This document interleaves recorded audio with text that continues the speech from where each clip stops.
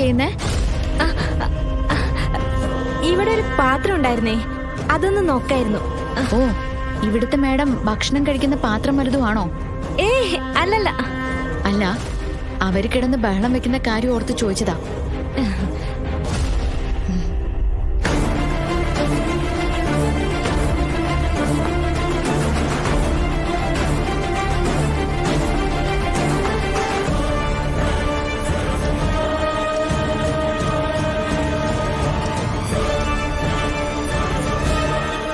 മോളെ, ഗോപാലേട്ടനോട് ഒരു കാര്യം പറയണമെന്ന് വിചാരിച്ചിട്ടേ മറന്നുപോയി.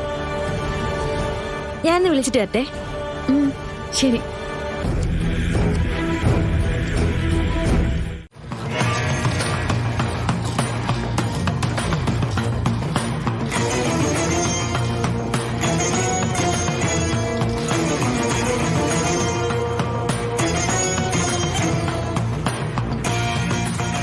കളരിക്കിലേക്ക് വന്നു കയറുന്ന കുട്ടിക്കുണ്ടാകുന്ന ശാപത്തെയാണ് ഞങ്ങൾ ഭയന്നിരുന്നത്. പക്ഷെ ഗാതമോള് ഫാക്ടറിയുടെ ഉദ്ഘാടനം ഭംഗിയായി നിർവഹിച്ചെങ്കിലും ആ മുഹൂർത്തത്തിൽ തന്നെ വേറൊരു അപകടം ഉണ്ടായി. അതെന്താണെന്നാ ഞങ്ങൾക്ക് അറിയണ്ടേ? നോക്കാം.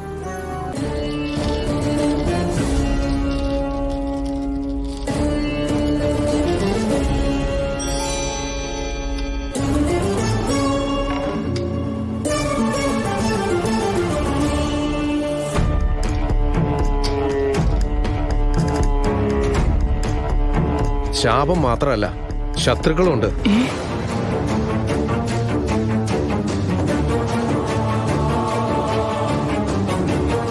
അത് പുറത്തുനിന്നല്ല, കുടുംബത്തിനകത്തുനിന്ന് തന്നെയാ.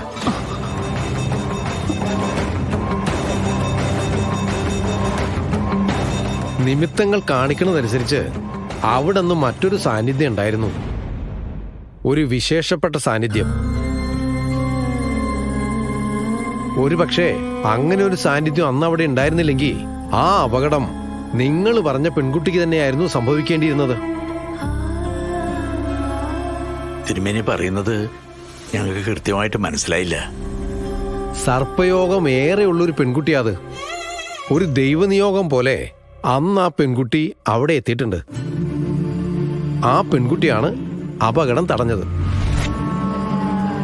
ഫാക്ടറി ഉദ്ഘാടന സ്ഥലത്ത് ഞങ്ങളറിയാത്ത ആരും തന്നെ ഉണ്ടായിരുന്നില്ല. പ്രത്യേകിച്ച് സർപ്പയോഗവും ദൈവസാന്നിധ്യവും ഒക്കെ ഉണ്ടെന്ന് പറയുന്ന ഒരു പെൺകുട്ടി. അങ്ങനെ ഒരാളുണ്ട്, സംശയിക്കണ്ട. അത് നിങ്ങളുടെ രക്ഷക തന്നെയാണ്.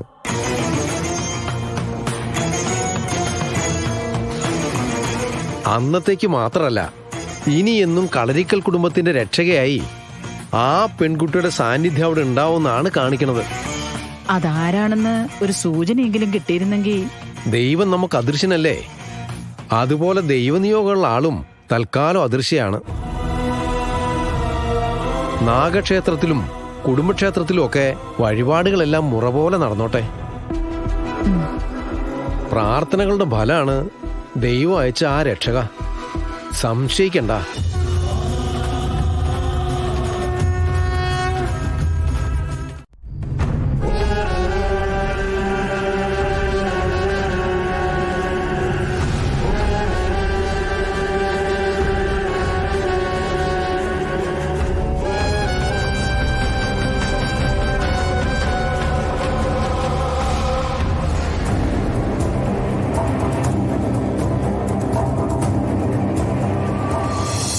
എന്താമ്മേ?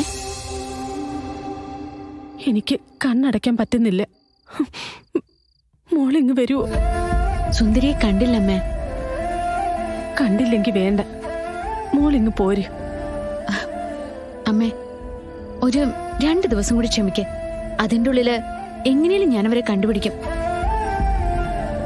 ഇവിടെ ചില പോലീസുകാരൊക്കെ സഹായിക്കാന്ന് പറഞ്ഞിട്ടുണ്ട്. അമ്മ പേടിക്കണ്ടാട്ടോ. എനിക്ക് പേടിയുണ്ട്. നിന്റെ ചുറ്റുമുള്ളവരെയൊക്കെ എനിക്ക് പേടിയുണ്ട്. അതെ, ആ ഗോപാലൻ നിന്നോട് എന്തെങ്കിലും പറഞ്ഞോ? ഇല്ല. അവൻ എന്ത് പറഞ്ഞാലും എന്റെ മോള് വിശ്വസിക്കരുത്. അമ്മ ഇതെന്താ കൂടെ കൂടെ പറയുന്നേ? ഗോപാലമാമനും സുനന്ദേച്ചിയൊക്കെ നല്ലവരല്ലേ? മിന്നുന്നതൊന്നും കണ്ട് കണ്ണ് മഞ്ഞളിക്കണ്ട. നിനക്ക് മനസ്സിലാവാത്ത ഒരുപാടുണ്ട്. ആരെയും കണ്ണടച്ച് വിശ്വസിക്കരുത്. എന്ത് കാര്യം ചെയ്യുമ്പോഴും ഒന്നിലേറെ തവണ ആലോചിച്ച് ചെയ്യാവൂ. മനസ്സിലായോ? ആ ശരി. 2 ദിവസം, 2 ദിവസം. അത് കഴിഞ്ഞ് നീ തിരിച്ചെത്തിയില്ലെങ്കിൽ മുമ്പത്തെ പോലെ ഞാൻ അങ്ങോട്ട് വരും. ആ വേണ്ട, അമ്മ വരണ്ട, ഞാൻ തന്നെ അങ്ങോട്ട് വന്നോളാം. അമ്മ എന്തേലും കഴിച്ചോ? കഴിച്ചു. എന്ന് ശരി. ഒന്നും ആലോചിക്കാതെ വിഷമിക്കാതെ കിടന്നോ. നേരത്തെ കിടന്നുറങ്ങ്.